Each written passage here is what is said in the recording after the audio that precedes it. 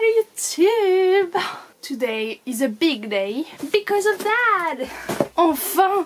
Punaise, enfin les gars, je vous fais finalement l'unboxing de la Fairyloot de janvier.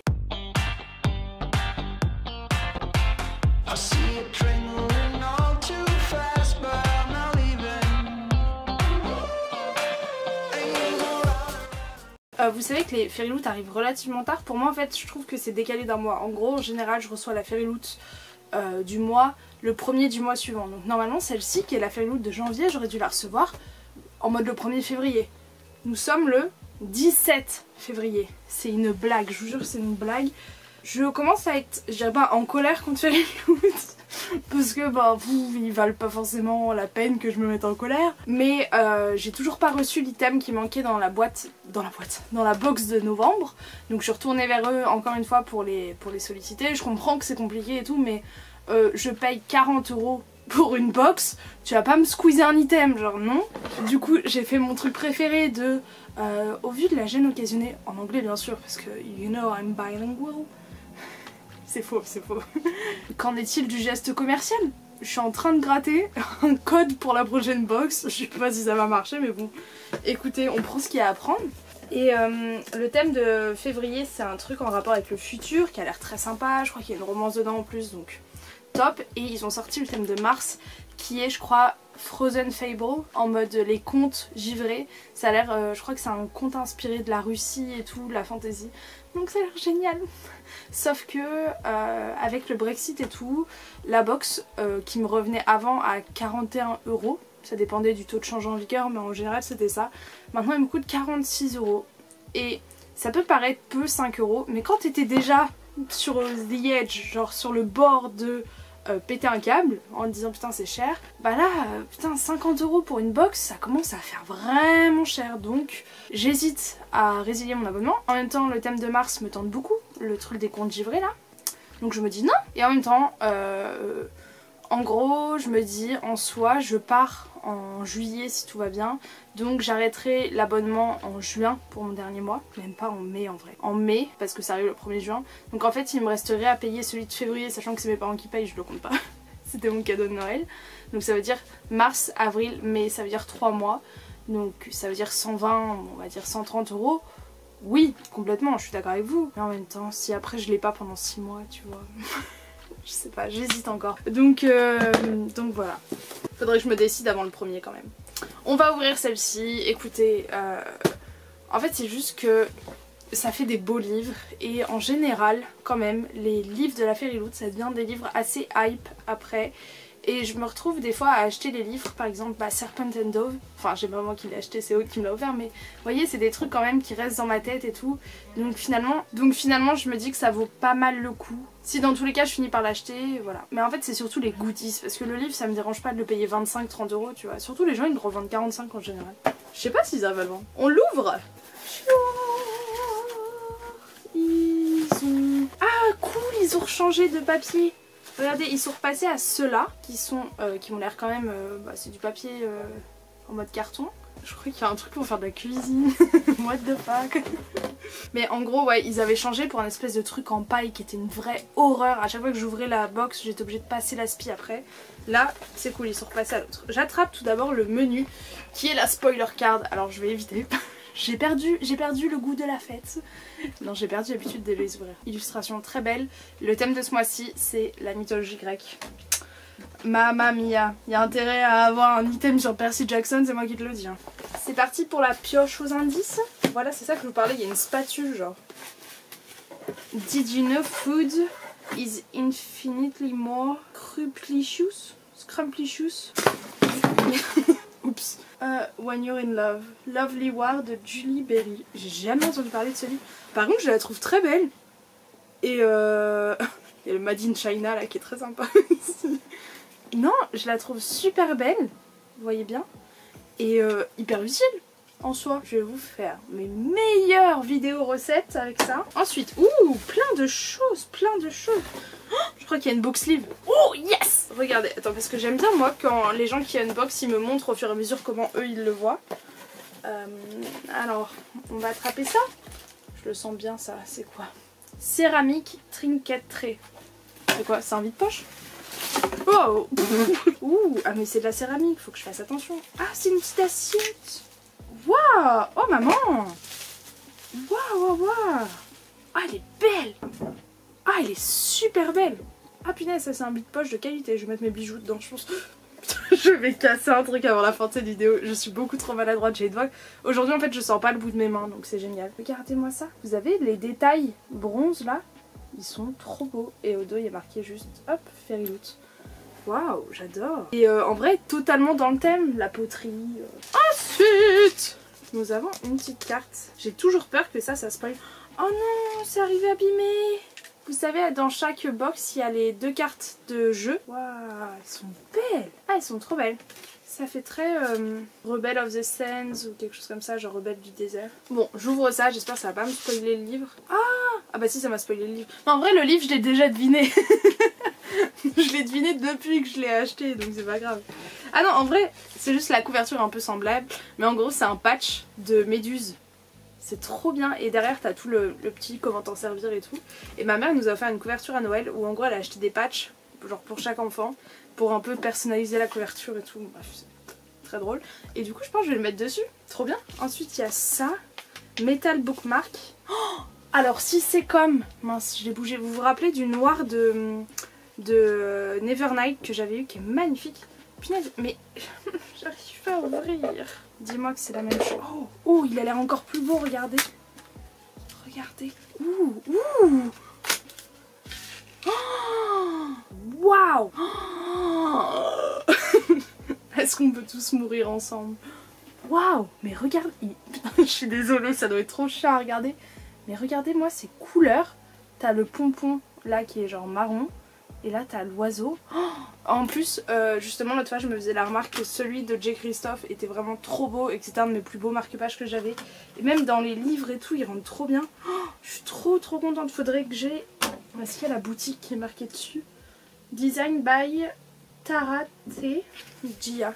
Si vous voulez plus d'infos sur les gens qui ont designé les différents items, n'hésitez pas à aller voir sur le site de Fairyloot et même sur leur compte Instagram. Souvent ils annoncent avec quel artiste ils vont travailler.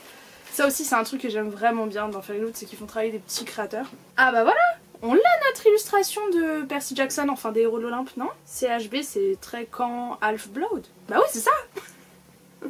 Le camp des sangs mêlés. Elle est belle. J'aime beaucoup le noir et blanc avec juste des côtés dorés. Et ensuite, une pochette à livres. Ah c'est exactement, je pense que ça doit être la même boutique que... Mince, il y a un film. Que celle qui avait fait celle d'une Bresse sous la Sambre. Que... Mon pote Suleiman a toujours... Je vais le frapper. Mais c'est juste que bah, il est en Mauritanie actuellement, donc je peux pas vraiment aller lui casser la tronche pour qu'il me la ramène. Et c'est un truc de Madeline Miller, donc Circé. Waouh, c'est beau. Et en fait vraiment elles ont une fermeture, elles sont hyper molletonnées, donc c'est trop bien.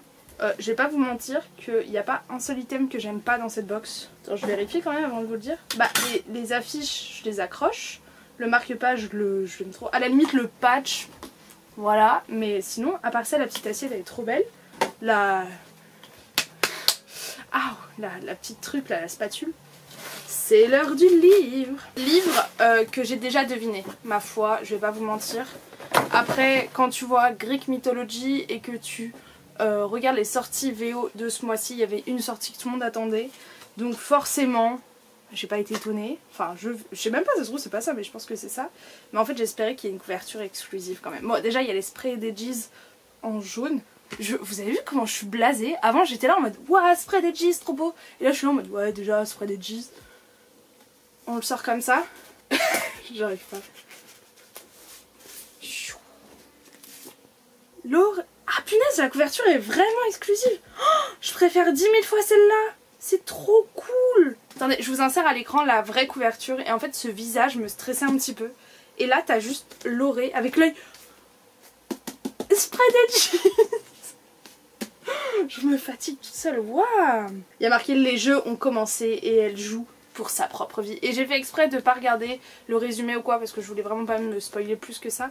Et j'aime beaucoup, ça fait très élite, Red Rising, vous voyez un peu? Alors, à l'intérieur c'est jaune. Et attention... Ah, en plus j'ai un bouton d'acné. qui a poussé genre pile au coin de la lèvre et du coup je peux pas écarter ma bouche. Non pas que j'écarte ma bouche régulièrement, genre pour faire waouh ça m'arrache depuis tout à l'heure. Ah par contre le visage il est en colère, ah il me fait peur. Ah trop bien, et il y a la phrase sur le truc, c'est pas le titre du bouquin. Et regardez le visage en colère là qui fait un peu peur, on va pas se mentir. Et là des... Waouh, il est trop beau ce hardback. J'adore sentir mes livres, je sais pas vous. Est-ce que je vous ai même présenté le livre? Je crois pas. C'est un livre de Alexandra Bracken, qui est une auteure que j'ai lu dans sa série The Darkest Mind. J'ai lu seulement le 2, j'avais vu le 1 au film et j'ai le 3 dans ma palle et j'avais beaucoup aimé. Le film j'avais surkiffé et c'est pour ça en fait j'avais trop envie de savoir la suite, donc j'avais commencé à lire les livres. Ça remonte à 2 étés, je crois, quelque chose comme ça. Et c'est aussi l'auteur qui a écrit Passenger, qui a été traduit en français, où vous voyez, Darkest Mind aussi a été traduit en français d'ailleurs. Donc je pense que celui-ci risque d'être traduit si c'est une auteure en général qui est traduit facilement. Mais Passenger, c'est, vous savez, la couverture avec la bouteille là. Magnifique. Et en fait ce livre m'a toujours tenté sans trop me tenter. Je crois qu'il était sorti à un moment où j'essayais de pas trop acheter plein de livres, donc je l'avais pas acheté. Mais là ces derniers temps je le revois passer sur Vinted et je commence à hésiter à l'acheter. J'adore la tranche. Enfin la tranche, le dos. En plus avec ma pote Emma on vient de regarder genre le vocabulaire. Chasser ou être chassé. Il y a Marilou qui a dit... épique du début à la fin. J'hésite à lire le résumé ou pas. En fait, écoutez, je vais vous mettre... Ah, je sais pas. Est-ce que je lis le résumé? En vrai, je pense que je vais pas le lire tout de suite, je sais pas. Bon, je le fais pour vous, hein. Vous avez vu comment je me sacrifie pour vous? Dans un New York des temps modernes, un jeu meurtrier va bientôt commencer, qui s'appelle The Agon. On va l'appeler Agon. Bon, comme d'hab, ma caméra a coupé en... Oh, c'est génial. Du coup, j'ai commencé à dérocher la vidéo en attendant. Parce qu'en fait, je pense que je vais vous la poster aujourd'hui. Allez, je suis motivée. Elle sortira sûrement ce soir parce que j'ai des choses à faire après en visite cet après-midi. Mais seulement que je dois être chez moi à 18 h. Je suis encore ébahie par cette tranche que je trouve magnifique. Et on va continuer notre petit résumé du coup. Encore une fois, c'est une traduction bancale qui est faite dans ma tête sur le moment. Tous les 7 ans, pour une semaine seulement, Zeus punit les dieux en les forçant à marcher sur la terre comme des mortels.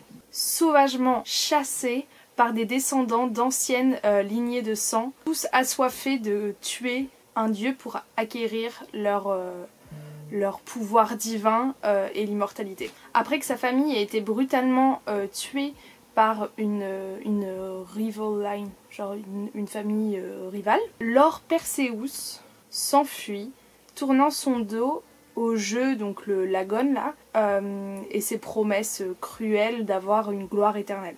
Pendant des années, Lore a honoré, je vais l'appeler Lore, hein, ouais. Lore a honoré le souvenir de ses parents en faisant une seule chose, survivre. Pendant des années, elle a poussé au loin ses envies sombres de revanche jusqu'à maintenant. Pou pou pou. Alors que le prochain jeu est en train de se dessiner, Lore trouve Athéna gravement blessée sur son palier. Sur son doorstep, là, comment t'appelles ça? Bref, devant sa porte, voilà. J'adore Athéna en plus. La déesse lui offre alors une alliance contre leur ennemi mutuel et une manière de quitter The Agon, donc le jeu, pour toujours. Mais la décision de Lore pour rejoindre la chasse aura un coût terrible et ne pourra sûrement pas être assez pour arrêter l'ascension d'un nouveau dieu avec le pouvoir de détruire toute l'humanité. Pouh! Ça a l'air génial. Et j'ai re-regardé du coup la couverture. Je préfère celle-là. En fait, l'autre, t'as son œil dans le haut aussi, mais derrière t'as toute sa tête à la Médusa un peu. Ça a l'air génial. J'avais fait exprès de pas lire le résumé justement pour regarder un peu pour ce moment-là et bah ma foi, c'était plutôt cool. Comme d'habitude, il y a le petit fascicule. Derrière, vous voyez le nouveau thème du mois prochain qui sera What the Future Holds, qui aura une epic fantasy adventure full of rune magic, rebellion and finding where you truly belong. Et donc trouver où est-ce que tu appartiens réellement. Mais ce que j'aime bien, c'est qu'il y a marqué You can expect family bonds, donc genre les liens familiaux. Ah, il faut que je m'en aille. Et comme d'habitude, il y aura une exclusive cover, des sprays d'edges, artwork on the reverse. J'ai pas regardé ça. Oh là là, on se perd, hein. On se perd. Oh, nice. Ouais, non, j'aime pas trop les dessins, mais j'aime les couleurs. Pow. En fait vous voyez j'aime pas trop genre comment sont dessinés les visages. Mais ça va, ça va, ça va. Mais je pense pas le mettre dans ce sens là du coup. Ok, pas mal du tout. Ah bah vous avez la petite tête d'Alexandra Bacon.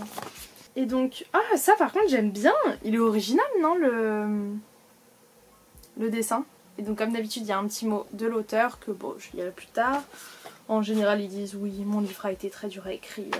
Maintenant c'est à vous d'en faire vôtre. J'espère qu'il vous plaira. Blablabli blablablou.